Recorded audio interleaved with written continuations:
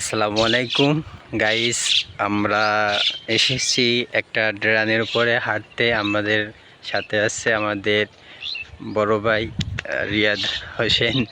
উনি খুব এক্সাইটিং যে উনি এত বড় সুন্দর একটা জায়গায় আসতে পেরেছে।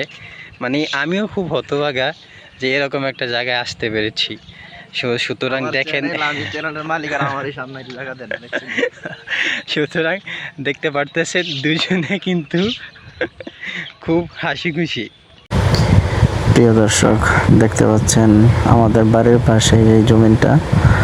তো আসরের নামাজ পড়ে আমি আর আমাদের মসজিদের ইমাম সাহেব হুজুর, আমার বন্ধু মানুষ, আমরা হাঁটতে বের হইলাম। তো এখানে জমিনের ভিতরে আসছি আমরা, বিলের ভিতরে খুবই ঠান্ডা বাতাস, স্নিগ্ধ হাওয়া। এখানে ধান ছিল, মেবি বৃষ্টি হওয়ার কারণে জমিনে এখন পানি হয়ে আছে।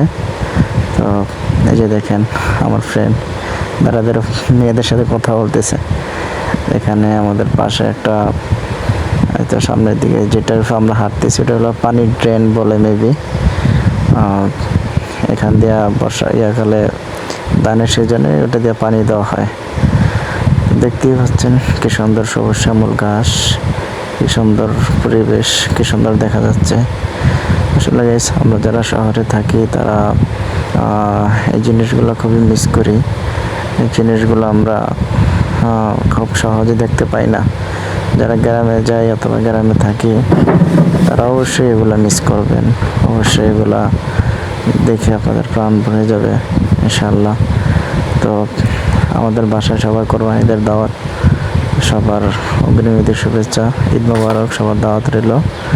সবাই অবশ্যই আসবেন আর আমার চ্যানেলটা সাবস্ক্রাইব করে দিবেন।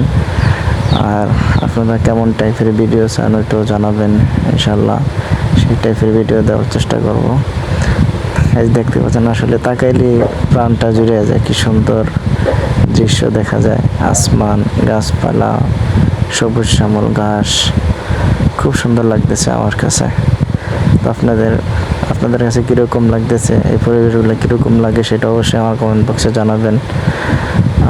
আশা করি আপনাদের সকলের কাছে ব্লগটি ভালো লেগেছে।